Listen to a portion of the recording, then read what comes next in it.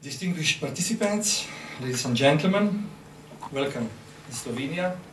Dobar dan, good afternoon. Climate change is without a doubt one of the greatest challenges facing humankind. It's not only an environmental problem, the required transition into a low-carbon, climate-resilient economy, or better to say, society, is also a development challenge. Low carbon intensity will be more and more closely linked with the competitiveness of individual business and national economies. A low carbon economy could create more and more new jobs. It is estimated that already now more people are employed in renewable energy sources than in oil industry. Unabated climate change threatens international security. Already now we are witnessing the conflicts induced or exacerbated due to the scarcity of natural resources, most notably water. And situation on the most places on the earth will even more worsen, in particular if we will not be able to drastically cut the global emissions. Also in Europe, we could be faced with climate refugees. Combating climate change is also an issue with a strong moral and ethical component, since the hardest hit will be the least developed countries, the poorest inhabitants, in developed and developing countries, which do not contribute much to climate change, and of course future generations. Integration of the knowledge to obtain a holistic view of the issues is key to achieve much needed scientific support to the decision-making process. Not surprisingly, the need to establish UN Framework Convention on Climate Change resulted to the greatest extent due to the publication of the first assessment report of the Intergovernmental Panel on Climate Change, IPCC. This report was able, for the first time, to present a clear, holistic picture of the physical background on the climate change, environmental and socio-economic consequences, and mitigation options compiled from thousands of scientific papers. Similarly, the publication of the second assessment report of the IPCC greatly contributed to the adoption of the Kyoto Protocol. Last year was remarkable for climate change.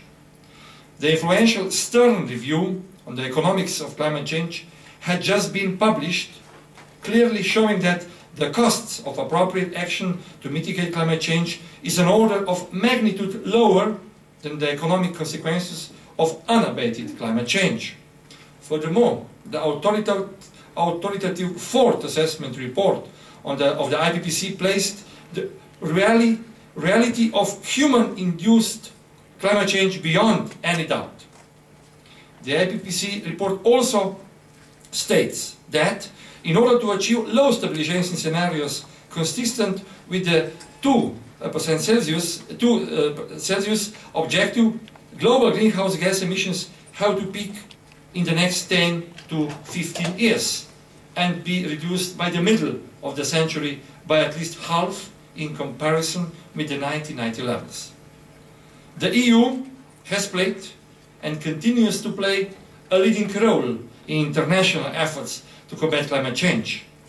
In 1996, our heads of state and governments set the so-called 2 Celsius objective, namely to limit the average increase in global temperature to below 2 Celsius relative to the pre-industrial period.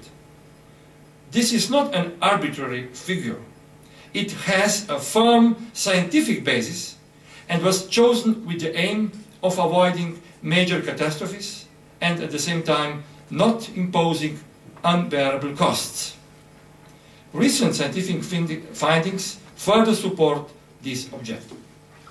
Last year, the new era in climate negotiations started with adoption of the so-called Bali Action Plan, by which a process under the United Nations Climate Convention has been established, aiming to conclude a global and comprehensive agreement for post-2012 period by the end of 2009. The European Union significantly contributed to the political momentum by our firm and ambitious commitment to reduce our emissions by 2020 relative to 1990, but at least 20%, or by 30% within the framework of an appropriate international agreement. The EU further called for a global emissions reduction of 50% and a 60 to 80% reduction on the part of developed countries compared to 1990 by 2050. Those targets are in line with IPCC findings. Ladies and gentlemen, let me express my appreciation that global philanthropy intends to expand its activities also to support the knowledge-based response to climate change. Although today the climate change science has enabled us to understand causes and magnitude of anthropogenic climate change at the global level, the scenarios for regional manifestation of the climate change are less certain. Furthermore, adaptation to climate change, in particular in the least developed countries, needs further scientific inputs and capacity building.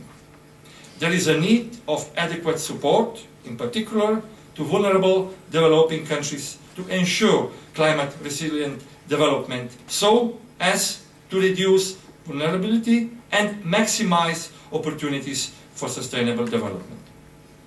The philanthropy could add its share to the solution of climate change challenge. Their flexibility and, on the other hand, presence in the various parts of the world could complement the response of the governments and others to the climate change.